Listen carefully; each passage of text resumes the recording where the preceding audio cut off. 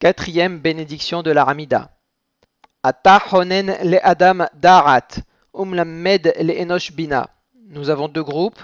Ici, le premier groupe, Ata honen le adam da'at. Donc, les trois premiers mots sont tous millera.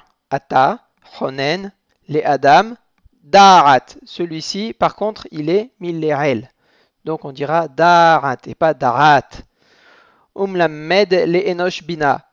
On dit lamed et pas umelamed.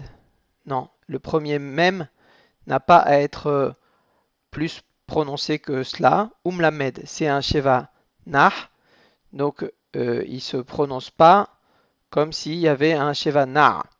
Lamed, par contre, le deuxième même porte un tsere et un dagesh, donc on l'accentue. Les enosh bina. On peut ralentir un tout petit peu sur le lamed de les enosh, mais c'est pas forcé. On peut le dire d'un trait. Simplement, il ne faut pas traîner sur le aleph de les enosh. Vechonnenu meitecha chochma bina wadarat. Il y a certains livres où il n'y aura pas marqué vechonnenu, il y aura marqué juste honnenu. Peu importe, vous le lirez comme c'est écrit dans le livre, mais le het porte un petit kamatz, c'est-à-dire que ça se lit haut.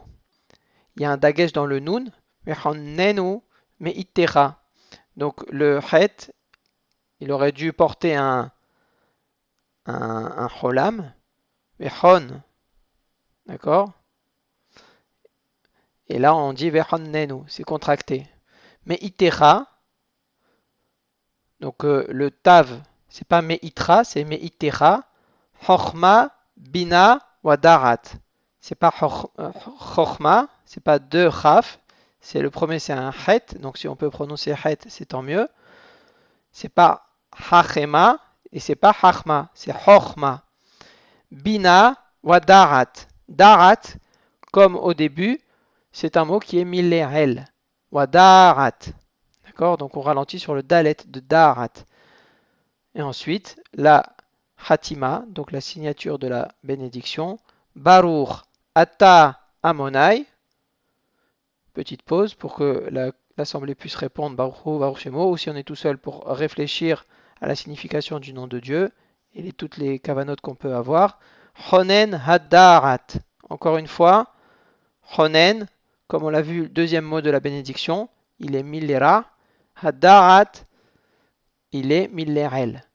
Donc on dira Honen hadarat. Voilà pour la quatrième bénédiction.